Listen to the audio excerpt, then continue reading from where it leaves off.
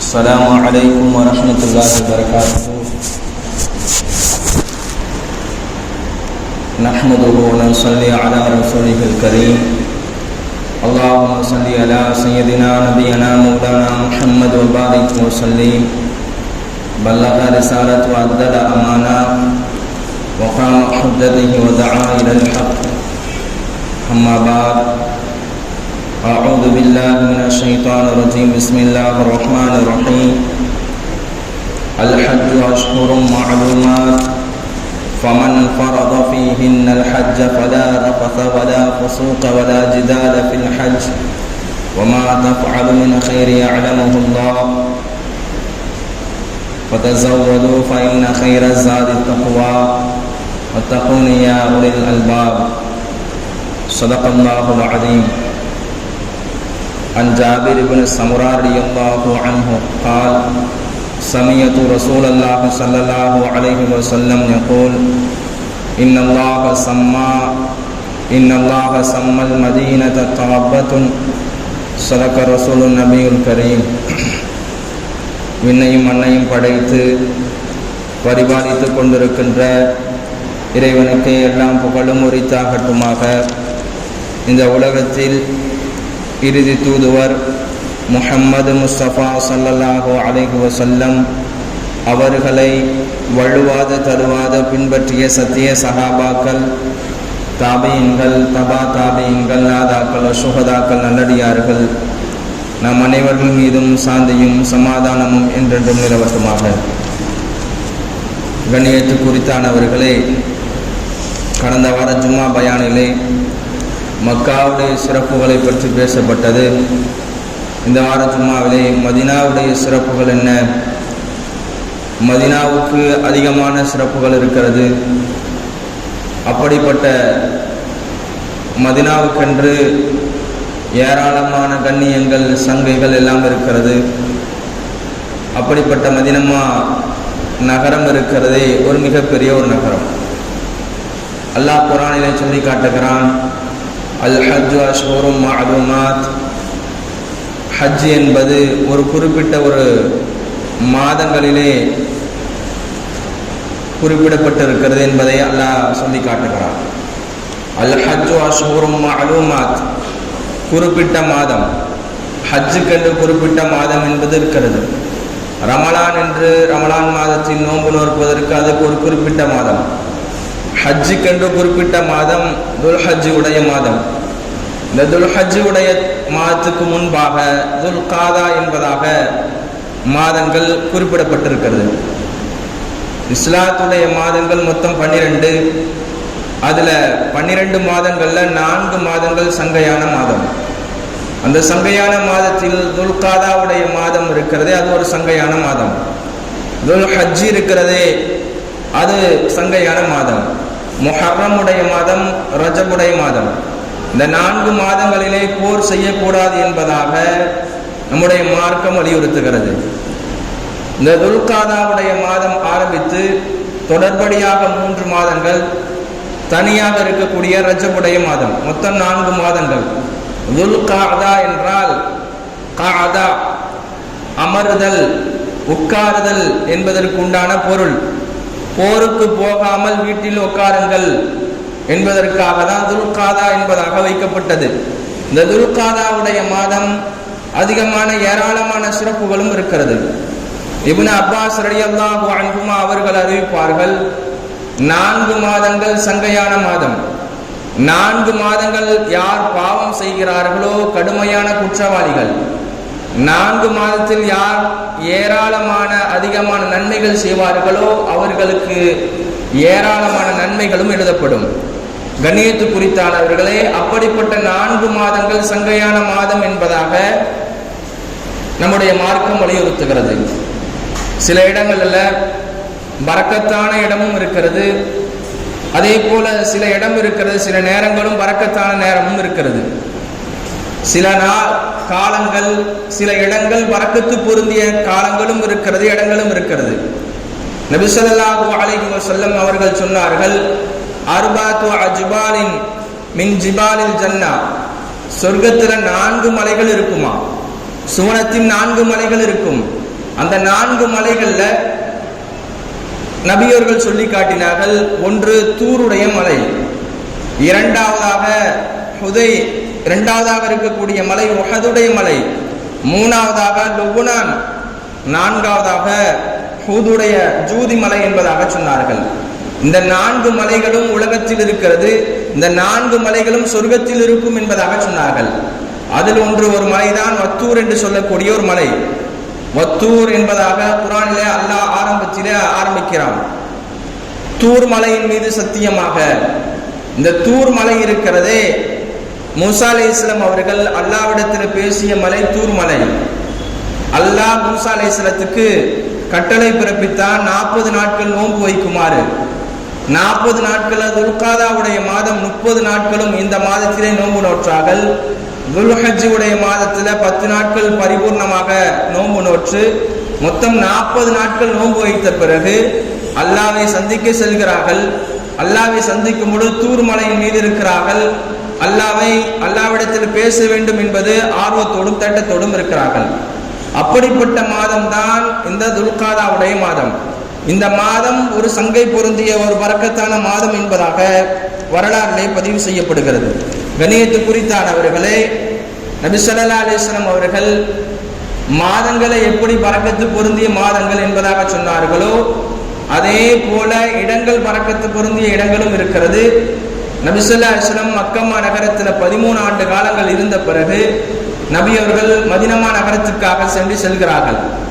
செல்லக்கூடிய சமயத்தில் பலவிதமான நிகழ்வுகள் எல்லாம் நடக்கிறது. நபி ஸல்லல்லாஹு அலைஹி வஸல்லம் அதுவும் காண்கிறார்கள். அதையெல்லாம் பார்த்து முடித்த பிறகு நபி அவர்களுக்கு மதீனா நகரத்தில் அதிகமான வரவேற்புகள் கிடைக்கிறது. 13 வருட காலங்கள் மக்காவில் இருக்கும் பொழுது இஸ்லாம் பரவவில்லை. மதீனா நகரத்துக்கு சென்ற பிறகு இஸ்லாம் ஓங்கி வளர்ந்தது. காரணம், மக்கா நகரத்தில் இருக்கும் பொழுது சொந்த ஊரான நபி அவர்களுக்கு தீனை பற்றி சொல்லும் பொழுது, இஸ்லாத்தை பற்றி சொல்லும் பொழுது யாரும் கேட்கவில்லை. யாரும் கேட்காமல் எல்லாம் ஏளனம் செய்யக்கூடிய நபர்களும் இருந்தார்கள். அல்லாஹ் ஹிஜ்ரத்தை ஏவுகிறான். நபி அவர்கள் மதீனா நகரத்துக்கு செல்கிறார்கள். சென்ற பிறகு மக்களுடைய வரவேற்புகள் அதிகம். தீன் பரவியது ஏராளம். மக்கள், தீனுக்குள்ளே வந்த மக்கள் அதிகமான மக்கள்.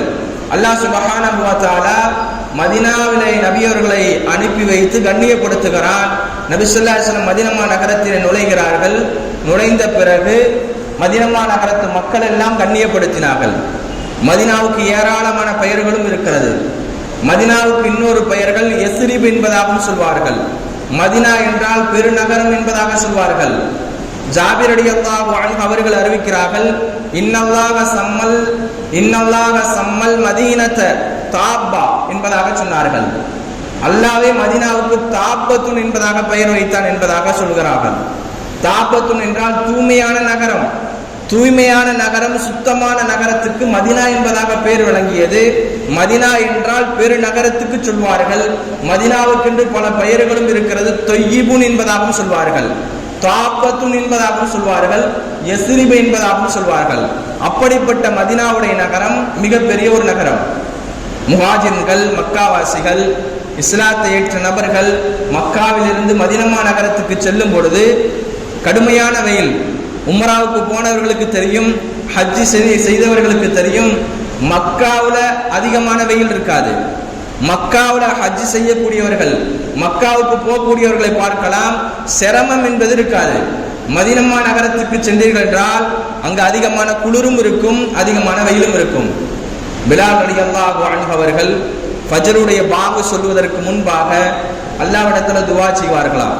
யா அல்லாஹ், நாங்கள் மக்காவாசிகளாக இருந்தோம், மக்காவிலிருந்து இந்த குறைஷி மக்களை எல்லாம் எங்களை அனுப்பிட்டாங்க, சிரமம் கொடுத்து தொல்லை கொடுத்து அனுப்பி வைத்து விட்டார்கள். நாங்கள் இப்போ மதீனாவுக்கு வந்து விட்டோம், எங்களுக்கு அதிகமான குளிர் தாங்க முடியல, எங்களால் தொழுகையில கையை வைக்கணும்னா கூட எங்களால் மூட்டுகள் எங்களால் வைக்க முடியவில்லை, அதனால குறைஷி மக்களுக்கு எதிராக எங்களுக்கு உதவி செய்வாயாக என்பதாக பிலால் ரலியல்லாஹு அன்ஹு அவர்கள் ஃபஜ்ருடைய நேரத்திலே துஆ செய்திருக்கிறார்கள். ஒரு சில சஹாபாக்கள் மதீனாவை திட்டினார்கள். காரணம், மதீனாவில் அதிகமாக குளிராக இருக்கிறது. நம்முடைய மக்கமா நகரத்தில் இவ்வளோ அதிகமான குளிர் கிடையாது, அதிகமான வெயில் கிடையாது, அதிகமான சிரமத்துக்கு ஆளாகிறோமே என்பதாக சொல்லி சஹாபாக்கள் எல்லாம் சொன்னார்கள். நபி ஸல்லல்லாஹு அலைஹி வஸல்லம் சொன்னார்கள், இந்த நகரம் இருக்கிறது தாபத்துன், ஒரு தூய்மையான நகரம். அல்லாஹ் நம்மளை இதை கொண்டு கண்ணியப்படுத்துகிறான், அதனால யாரும் திட்டக்கூடாது என்பதாக சொல்லி நபி ஸல்லல்லாஹு அலைஹி வஸல்லம் அவர்கள் சஹாபாக்களுக்கு ஆறுதல் கூறினார்கள். கண்ணியத்து குறித்தானவர்களே, அந்த சமயத்துல கூட நபி ஸல்லல்லாஹு அலைஹி வஸல்லம் உடைய மக்பரா எங்க இருக்கிறதுனா, கபர் எங்க இருக்குன்னு சொன்னா, நபி ஸல்லல்லாஹு அலைஹி வஸல்லம் தன்னுடைய வீட்டிலேயே இறந்தார்கள். தன்னுடைய மஸ்ஜித் நபவியில பக்கத்தில் இருக்கக்கூடிய வீட்டிலேயே தன்னுடைய அடக்கம் செய்யப்பட்டார்கள். அதுல பக்கத்தில் அபூபக்கர் ரலியல்லாஹு, உமர் ரலியல்லாஹு அடக்கம் செய்யப்பட்டு, நான் மூன்றாவதாக ஒரு சஹாபி உஸ்மான் ரலியல்லாஹுடைய கபரும் நபி ஸல்லல்லாஹு அலைஹி வஸல்லம் கபரும் நேராக இருக்கும். உஸ்மான் ரலியல்லாஹுடைய கபர் இருக்கிறதே ஜன்னத்துல் பகீல அடக்கம் செய்யப்பட்டிருக்கிறது. நாம் அங்க போய் சென்று பார்த்தால் தான் தெரியும். இதற்கெல்லாம் காரணம் ஏன்னு சொல்றேன் என்று சொன்னால், ஒவ்வொரு மனிதனுடைய உள்ளத்துல ஆசை இருக்கணும். நான் காபத்துல்லாவுக்கு போகணும், நான் மதீனா நகரத்துக்கு செல்லணும், நானும் ஹஜ் செய்யணும், உம்ரா செய்யணும். யாருக்கும் காசு வசதி இல்லைங்க, எங்கிட்ட பண வசதி இல்லைங்க அப்படி நினைக்க கூடாது. அல்லாஹ் நமக்கு எல்லாமே கொடுப்பான். அல்லாஹ்விடத்துல கேட்கணும், யா அல்லாஹ் எனக்கு மௌத்துக்குள்ள ஹஜ் செய்யக்கூடிய பாக்கியத்தை கொடு, எல்லாம் எனக்கு மௌத்துக்குள்ள உம்ரா செய்யக்கூடிய பாக்கியத்தை கொடு என்பதாக அல்லாஹ்விடத்துல கேட்க வேணும். நபி ஸல்லல்லாஹு அலைஹி வஸல்லம் அவர்கள் வாழ்க்கையில 4 உம்ரா செய்தார்களாம். 4 உம்ரா நபி அவர்கள் செய்திருக்கிறார்கள். இந்த துல்காதாவுடைய மாதத்துல 3 உம்ரா செய்தார்கள். துல்ஹஜ் உடைய அதே போல ரமலானுடைய மாதத்துல ஒரே ஒரு உம்ரா செய்தார்கள் என்பதாக வரலாறுகளை பதிவு செய்யப்படுகிறது. கண்ணியத்து குறித்தானவர்களே, நபி ஸல்லல்லாஹு அலைஹி வஸல்லம் ஹிஜ்ரி 6ஆம் ஆண்டு அவர்கள் மதீனாவிலே இஹ்ராம் கட்டி அவர்கள் காபத்துல்லாவின் பக்கமாக செல்கிறார்கள். செல்லக்கூடிய தருணத்துல ஹுதைபியா என்று சொல்லக்கூடிய இடத்துல நபி அவர்களை அப்படியே தடுக்கப்படுகிறார்கள். அந்த இடத்துல வழிமறிக்கப்படுகிறார்கள். அவர்கள் இஹ்ராம் கட்டிய நிலையில அப்படியே திரும்பி ஊருக்கு செல்கிறார்கள்.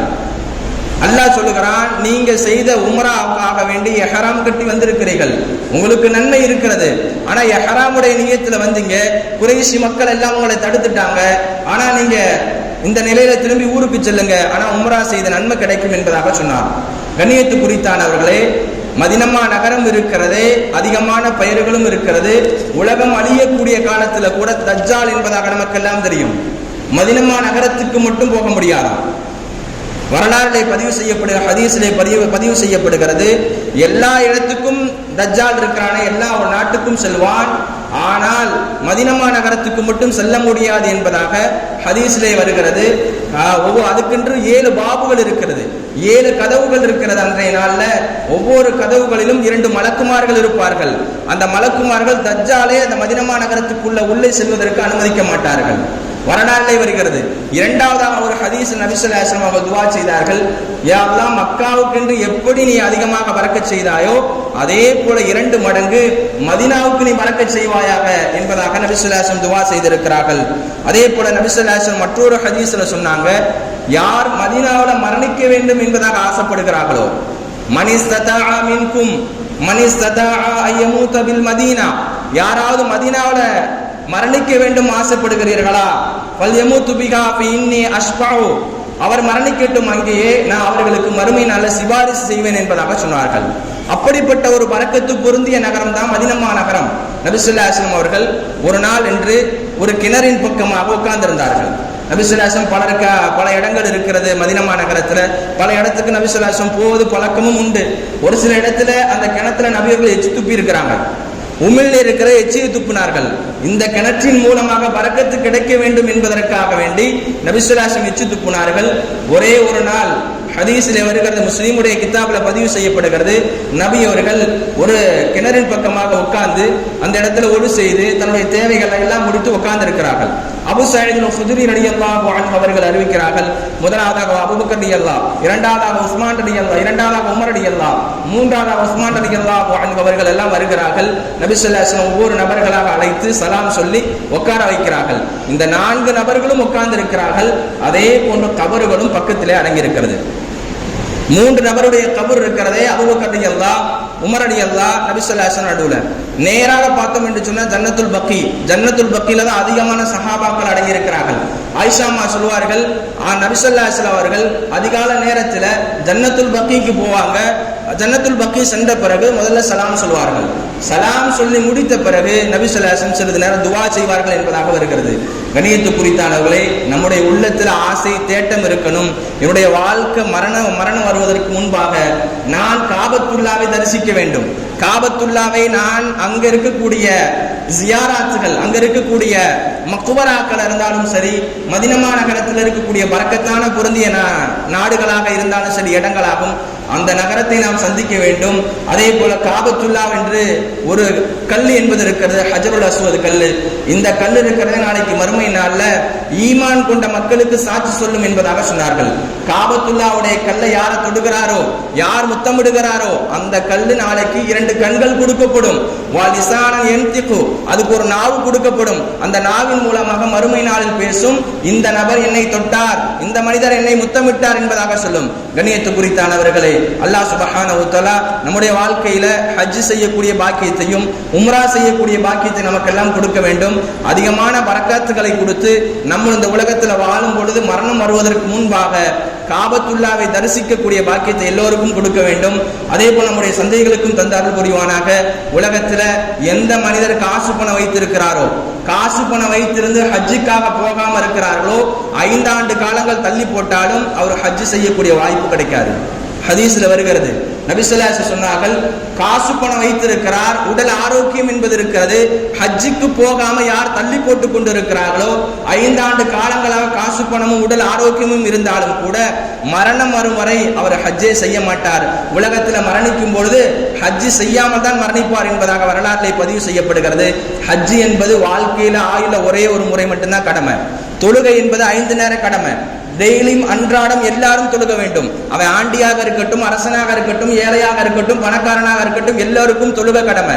ஆனா ஹஜ் இருக்கிறதே, வசதி உள்ளவராக இருக்கணும், அவர் உடல் ஆரோக்கியம் பெற்றவராக இருக்கணும், இவருக்கு மட்டும்தான் ஹஜ் கடமை என்பதாக நம்முடைய மார்க்கம் சொல்லுகிறது. அல்லாஹ் சுப்ஹானஹு வ தஆலா நமக்கும் அதிகமான உடல் ஆரோக்கியத்தை கொடுத்து காபத்துல்லா தரிசிக்கக்கூடிய பாக்கியத்தை அல்லாஹ் ஏற்படுத்தி தந்து அருள் புரிவானாக. வாஹிரு தவானா அல்ஹம்துலில்லாஹி ரப்பில் ஆலமீன். அஸ்ஸலாமு அலைக்கும் வரஹ்மத்துல்லாஹி வபரகாத்துஹு. ஒரு அம்மா திண்டுக்கல்ல இருந்து குமரு காரிய விஷயமா வந்திருக்கிறாங்க. அந்த அம்மாவுக்காக வேண்டி உதவி செய்யுங்க. அல்லாஹ் பரக்கத் செய்யும்.